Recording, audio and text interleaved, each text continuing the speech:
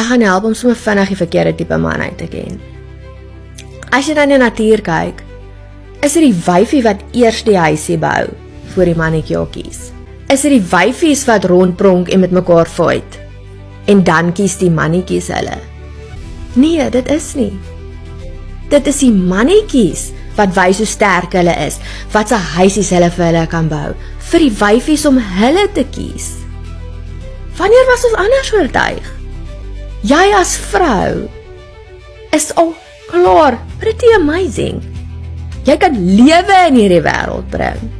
Net jou female figuur is al klaar so aantreklik vir 'n man.